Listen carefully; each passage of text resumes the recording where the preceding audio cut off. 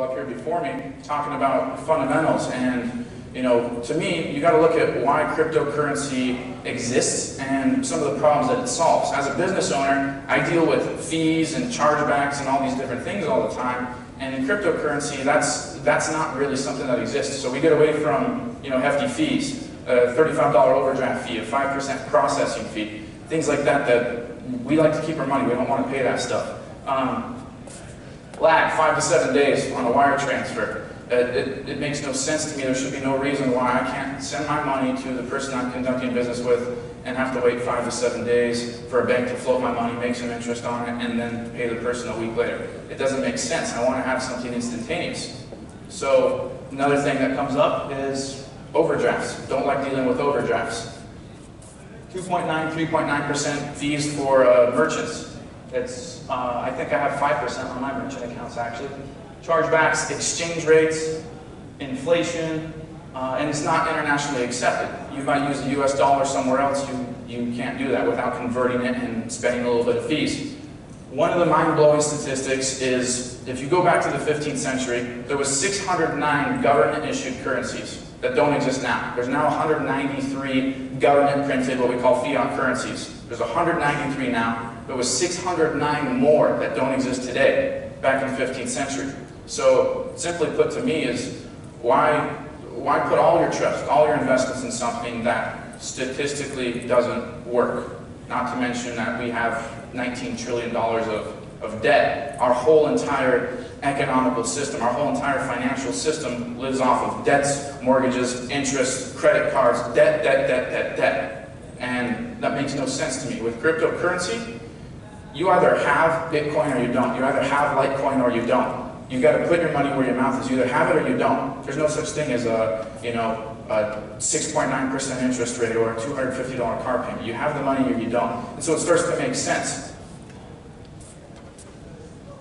Decentralized, no governing body. Really, you, everybody in here, we are the governing body. If 15 of us own Litecoin, we are part of that network. It's peer-to-peer. We're part of that network. We're part of what makes Litecoin, or Ethereum, or Bitcoin. It doesn't matter what it is. We are part of that. So it doesn't have, a governing body. It doesn't have a government that has sole control over it. We are that. And that's something that really gives more trust in society compared to walking into a bank and going, okay, well, I'm going to trust that my money is okay in here. I'm going to trust that it's FDIC insured for $250,000. With crypto, we can spend it when we want to spend it. We can receive it when we want to receive it from a merchant. It doesn't matter. We have options.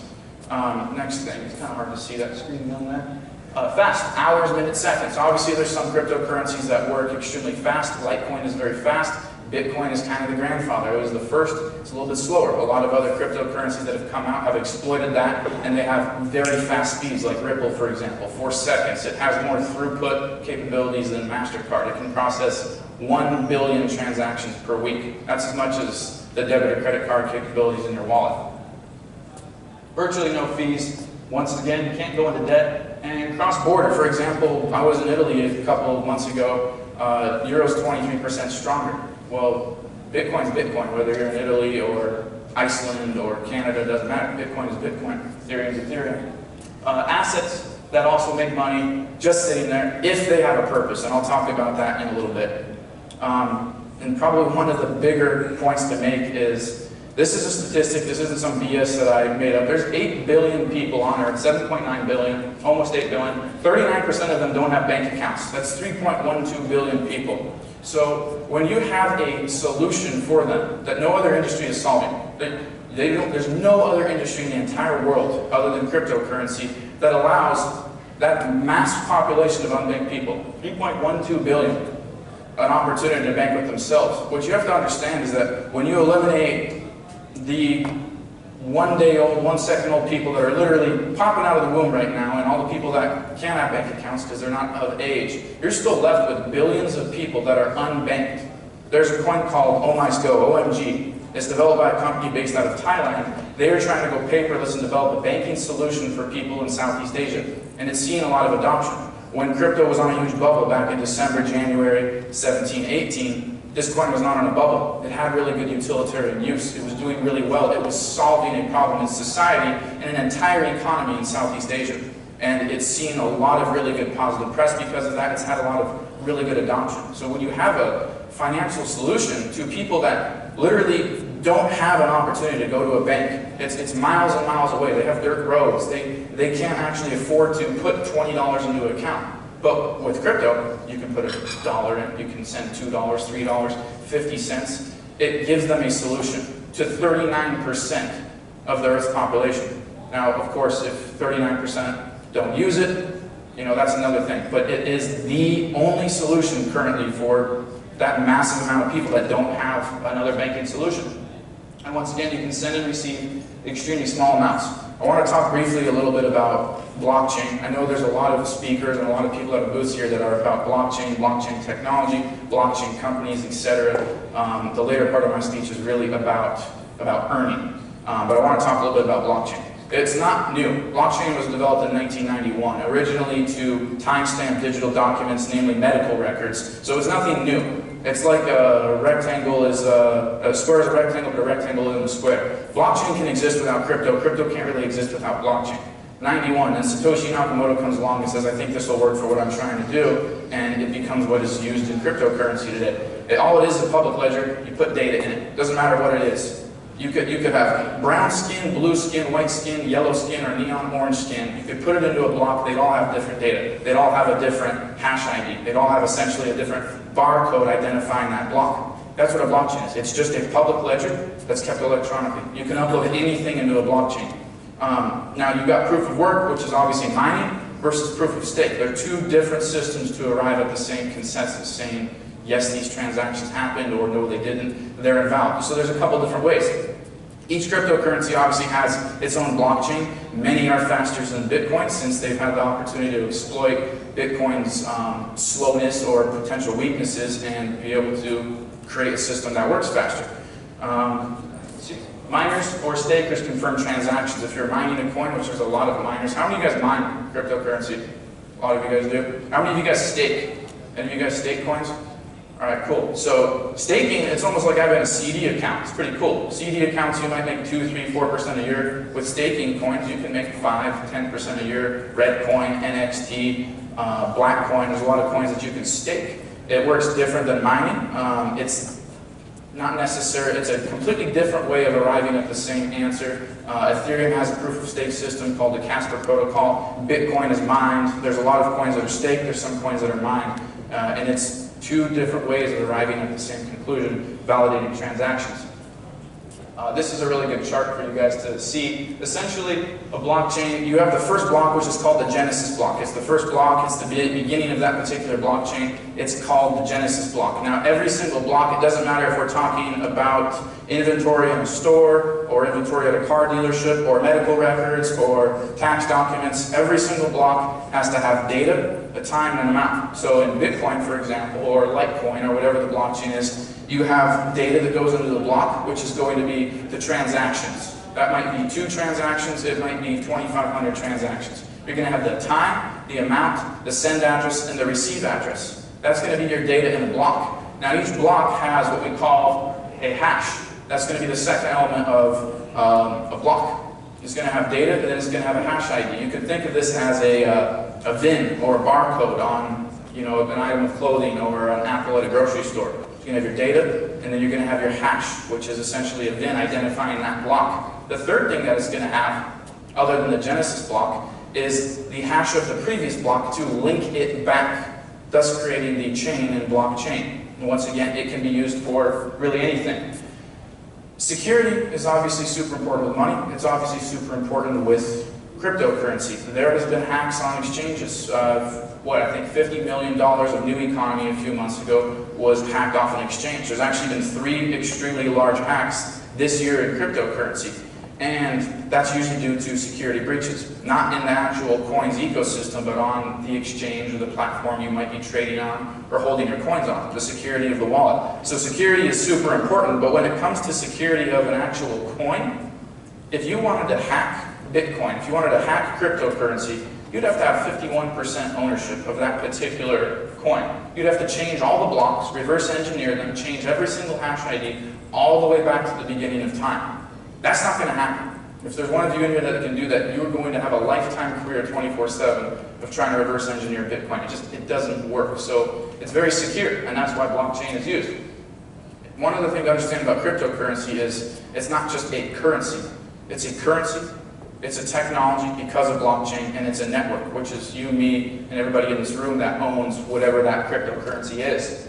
Blockchains can be used for many things. Maersk, it's a shipping company. They use blockchain to find different flaws in a shipping process. If I'm taking a rose and shipping it from Bulgaria to China, and it's got to go through 6 international borders, I'm going to be able to find out where there's a discrepancy, where there's a flaw, where it gets stolen, where it gets lost in a matter of seconds. Walmart uses it on 7 products. They were able to track salmonella in mangoes within like 2 seconds, compared to something that would normally take them a week. Coin research, super important. Every coin, in my opinion, should be thought of as a company, because if, put it this way, you take ADA for example. It's a coin from a company called Cardano. Cardano is a company. It's a Swiss-based company. ADA is a coin that they've used to essentially crowdfund the problems that they want to solve in society, the solutions they want to bring into the industry. ADA is used to do that. So you want to think of these coins as companies. Do I believe in this company? Do I see it being here next week, next month, next year? It's super important. You take a coin like, there's a Putin coin. Putin coin. Who's going to use Putin coin? I don't understand. If you're going to use Putin coin, that's weird. There's sand coin, used to procure the finest quality of sands. I don't know how many of you guys need sand in here, or need to use a cryptocurrency for sand, but the use cases for some of them are absolutely pathetic. So you want to make sure that what you're investing in is going to be here next week, next month, next year. It's got an active team of developers. What problem does it solve? What gives the coin value? It's going to be utilitarian use. It's going to be solving a major problem in society or in industry. What gives the company value? That's why I brought up that Cardano ADA example. I'm going to go a little bit further into this. Ethereum. Ethereum is a coin that I wanted to talk about very briefly, and simply put, you've got something called the EEA. It's the Enterprise Ethereum Alliance. Founding members of that were BP, JP Morgan Chase, Accenture, Intel. There's now over 300 companies in there, most of which are Fortune 500 companies, many of which are based in America, that got their advisors together, their financial advisors, their lawyers, and are either using Ethereum or Ethereum-derived blockchain, or creating their own tokens with Ethereum, using smart contracts, etc. So Ethereum is a very good example of a coin that has massive utilitarian use, and it's also a market coin, meaning that it can be traded for other alternative currencies, sold, bought back in at a profit, and make some money with it. I'm going to go on to talk about a couple kind of cases of profits and things that I've been able to do. This is one of the things that I actually teach in my company is trading cryptocurrency. And this is just a small little example. This is a trade on Sia coin, and it's kind of hard to see probably for you guys. That writing might be small to read, but this isn't Bittrex. Bittrex is one of the exchanges that I trade out of. And essentially what I did is I bought some Sia coin, paid somewhere around 200 Satoshi, give or take, 200, 220. I sold at a profit within 24 hours and produced a 208% ROI. Some people think, oh, that's just luck. Some people go, yeah, that doesn't happen very often. The reality is, if you know what you're doing, like anything, you can make money with it. Why do people not trade? People are afraid of what they don't know. They're afraid of parameters that they think are out of their control. And when you look at what's going on in the world with a coin, look at what's going on in a chart, you can start to draw very educated conclusions as to what's going to happen. That's how I make my profits. This isn't a guess. It's no different than Forex, no different than stocks, mutual funds. It's the same in a lot of financial industries. Let me see if I can go back to that really quick. All right. If any of you use Bittrex, there's a plugin that I really like. It's called Bittrex Enhanced, and it allows me to see US dollar amounts. So if Bitcoin goes up or down, at the end of the day, I can really see what my raw profit was. And in this case, I put in $3,400, $3,500. I spit out $7,300 24 hours later, had a nice little payday. And that happens fairly often. You just got to know what you're doing and what coins to invest in.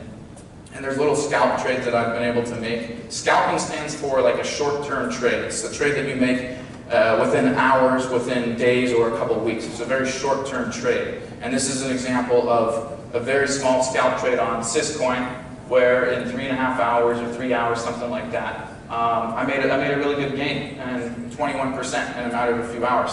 Even right now, with Bitcoin being an absolute bloodbath, when cryptocurrency being in a bloodbath, you can make profits in what we call a bear market. Bitcoin was at 20 grand, December 17th, I believe, just over 20, and now everybody wants to jump off a bridge. And there's ways to make plays in that and still produce profits. I have maybe 2 slides left, and then I'll answer questions for anybody that has questions. But one of the things that I do to manage my risk, for example, is back towards the beginning of this year, January, February, I had only 3 Bitcoin, just 3. I sold absolutely everything in December. And the reason being, I'll kind of give you a scenario, and you can draw this out if you have a piece of paper. In September, I would have been able to purchase Bitcoin for $3,000, $3,500, $3,000, depending on the day. Now, by December 17th, just 3 months later, it goes up 667% in value, 667% gain. So we're talking about managing risk and not exposing ourselves to having a $20,000 Bitcoin and then having a tank all the way to present day where it's $6,200, $6,300. What we can do is we can buy in. I buy in low, $3,000 for example. I carry that Bitcoin up till it's right around 20 grand. Now, nothing, absolutely nothing in the real world on a chart would have shown that Bitcoin could sustain a $20,000 level. What happened is it sustained 12, 13, 14 grand in this area, and then it did what we call a breakout. Very sudden increase in volume, huge push up several $1,000s. Nothing in its past, nothing in buyer support would have shown that it could have sustained that. I'm looking at orders coming in, I'm looking at people buying Bitcoin, I'm seeing it slowing down. It's stopping. It's like, I used to be in car sales. I spent 4 years at a car dealership in Western Washington. It rains pretty much every day. It's about the most depressing state that you could be in. And in summer, we get like maybe 3 months of good weather. You're not going to sell a 4-wheel drive truck in summer. Nobody needs it. There's no demand. Winter 17 coming into 2018, buyers, they're losing support. People are jumping off. They're starting to sell out. People are seeing, hey, these are great profits. Now it's a seller's market. People that bought in early are now selling this coin because it's a huge profit. They sell the market down. It's simple supply and demand. So now I have a 667% gain I'm sitting on. I'm going to pull out. I'm going to exit the market. And I'm going to wait for it to go down and down and down and down. Buy back in at the bottom. Long story short, April 6th happens. Bitcoin hits $6,701. I bought back in then. Looked like it was receiving support. Goes back up. I make 48% over 4 weeks on every single coin. It goes up to about 9.9K. And I make some really good gains, and then I exit the market again. But what I'm doing by exiting the market is I'm limiting my risk. I'm not exposing myself to having a $20,000 Bitcoin go down to $6,000 or $5,000. And so basically everything that I said there, I wrote out on here. But I eliminate my risk to exposing myself to any sort of losses in the market. And sometimes, you know, people will say, well, how did you know it wasn't going to go to 30 or 40 or 50 or 60? You're not always going to be right, but that is why I practice patterns. That's why I look at technical analysis. That's why I look at what is going on in the world to really understand what moves this coin this way. Why would it fail? Why would it continue to gain support? Did it hit this area in the past? Are there any patterns I can look at? And there's so many patterns. We have things called, this might sound Latin, but we have things called Fibonacci retracement and extension. We have RSI, which stands for Relative Strength Index. If it's over 80, coin's been overbought. If it's under 20, the coin's been oversold. We have Bollinger Bands. We use so many different indicators to determine if a coin's going to go up or down in value. I was speaking at a panel on at Ty Lopez's house a few weeks ago, and somebody argued that technical analysis is absolute bullshit because you're looking at a chart saying, well, it's green here, it's red here, and then it did this twice, and then it swirled around, and then somebody got on their tippy toes, did a cartwheel, and now it's going to hit 20 grand. Well, my argument to that is everything that happens on these charts are controlled by us. We're humans. We're not that complicated. We buy when it's a good deal. We sell when we can make a lot of money. We get impatient. We think it's going to go down. We're afraid of losing. We sell out. We sell the market down. When you understand that, you pair that with what's going on in the world and with how people act and react to situations. If somebody walked up to me and punched me in the face right now, I probably wouldn't smile. Okay? We'd probably get in a fight. If you walked home and your car was smashed to bits and pieces, you probably wouldn't be like tickled happy. We're not that hard to figure out. So when we start to draw conclusions of what we see on the charts and what's going on in the real world, we can make pretty educated, I don't want to call them guesses, but we can pretty dang spot on with our conclusions as to what's going on in the market. And that's what brings me to this. Cryptocurrency is the future of money. Blockchain is the future of business. We're still actually using debit and credit cards from 1950 that was developed by the Diners Club, which I think is just, it's really archaic. It's funny to see that the way we still live is off of, what is that, 68-year-old technology? It makes no sense to me. If you guys want to find out a little bit more about what I do, I have an entire course that teaches A to Z, trading, blockchain, how to eliminate your risk and maximize your profits on minimal investments. And that can be found at millionairemafiacrypto.com. So if you want, you can check it out there. Do we have time for questions? A couple minutes? Or? No, we're actually right. We're good? Over. So okay. Tell them they can see you at the booth. Yeah, no problem. You guys can see me at the booth out there just to the left if you have any questions. Appreciate it.